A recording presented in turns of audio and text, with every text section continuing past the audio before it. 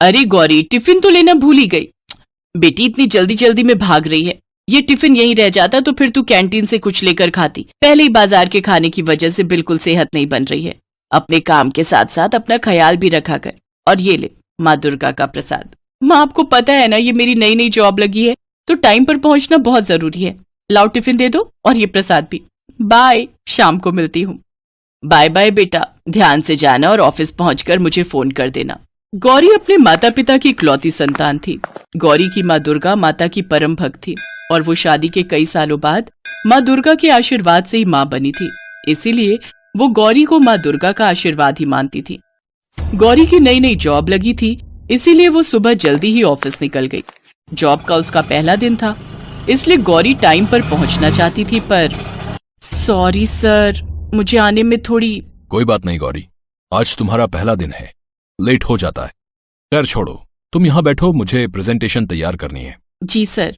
गौरी के बॉस का नाम दीपक था। दीपक गौरी से बहुत अच्छे से पेश आता है।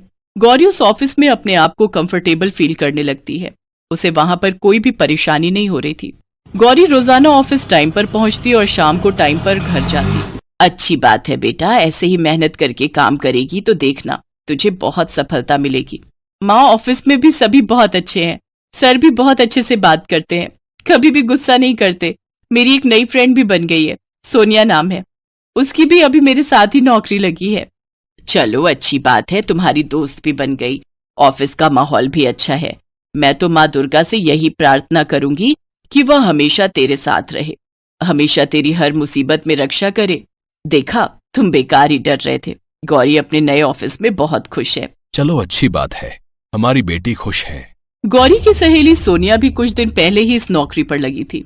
गौरी, तुझे दीपक सर थोड़े अजीब नहीं लगते? नहीं तो, मुझे तो सही लगते हैं। अजीब मतलब मुझे उनकी नजरें ठीक नहीं लगती। मैं सोच रही हूँ जॉब चेंज कर लूं, मुझे थोड़ा कंफर्ट फील नहीं हो रहा। कैसी बातें कर रही है सोनिया, तेरा ही तो सहारा है मुझे यहाँ। तू होती है तो मुझे यहाँ पर कोई चिंता नहीं होती। अब तू कह रही है जॉब चेंज कर रही हूँ। अरे अभी नहीं, अभी दूसरी मिलेगी तभी तो ये वाली छोड़ूंगी ना। अभी टेंशन मत ले, अभी कहीं नहीं जा रही हूँ, पर तू भी दीपक सर से थोड़ा बचकर रहना। हाँ हाँ, चिंता मत कर, चल चलें, लेट हो रहा है। गौरी और सोनिया अक्सर साथ ही घर के लिए निकलती थी। एक दिन सोनिया की तबीयत थोड़ी ठीक नहीं थी, इसलिए वो छुट्टी पर थी। दीपक ने गौरी को केबिन में बुलाया और बोला, गौरी, ये सारी फाइल्स आज ही चेक करनी है।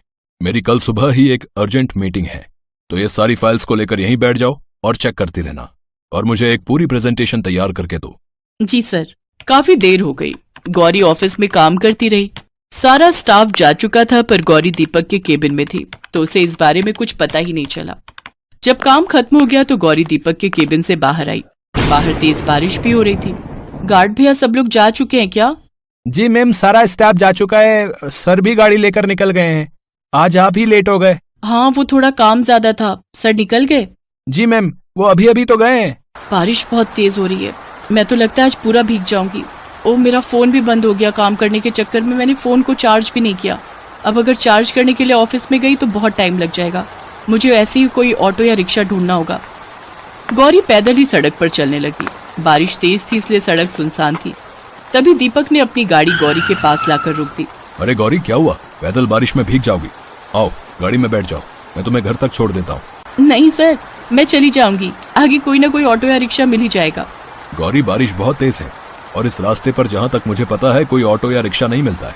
इसके लिए मेन सड़क पर जाना होगा। आ जाओ, बैठ जाओ गाड़ी में, बारिश बहुत तेज हो चुकी है।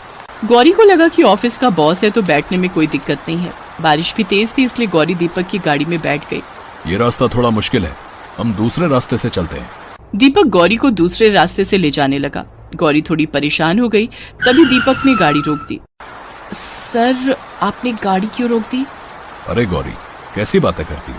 क्या मैं नहीं जानता कि तुम भी मेरे साथ अकेले टाइम बिताना चाहती हो? इसलिए मैंने गाड़ी को रोक दिया है। कुछ देर हम यहाँ साथ रहेंगे। यहाँ कोई भी नहीं है और मौसम भी अच्छा है, बारिश हो रही है। ये क्या कर रहे हैं सर? छोड़िए मुझे, छोड़िए मुझे। दीपक गौरी के साथ बदतमीजी करने लगता है। गौरी उसे धक्का देकर गाड़ी का दरवाजा खोलकर सड़क पर भागती है। दीपक उसके पीछे पीछे गाड़ी लेकर आ रहा था। गौरी घबरा जाती है और उसके आसपास कुछ भी नहीं था। तभी वो माँ दुर्गा को याद करती है। हे दुर्गा माँ कहती है, मुसीबत में आपको याद करो तो आप रक्षा के लिए जरूर आते हो। मेरी मदद करो माँ, मुझे इस जालिम से बचा लो। दुर्गा मैया वो गाड़ी लेकर पास आ रहा है। गौरी देखती है कि अचानक उसके सामने एक ई रिक्शा रुकता है जिस पर एक लड़की बैठी हुई थी। गौरी जल्दी से ई रिक्शा पर बैठ जाओ, मैं तुम्हें कुछ नहीं होने दूंगी।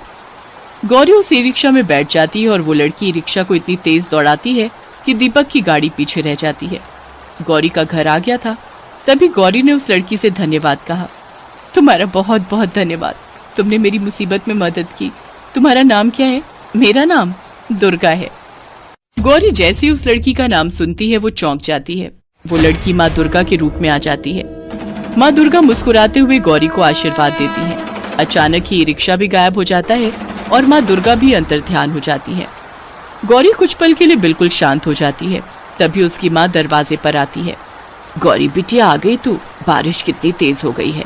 तूने आने में आज बहुत देर कर दी, तेरा फोन भी स्विच ऑफ आ रहा था। मुझे तो बड़ी चिंता हो रही थी। इतनी देर से मैं माँ दुर्गा को कह रही थी मेरी बच्ची ठीक ठाक घर आ जाए। क्या हुआ मेरी बच्ची, तेरी आंखों में आंसू? तू थोड़ी घबराई हुई लग रही है। तू ठीक है ना?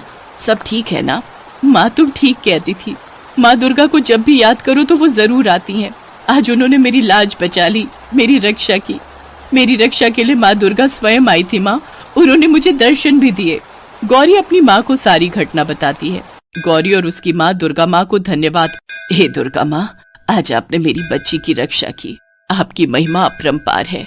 जय दुर्गा मैया, जय दुर्गा मैया।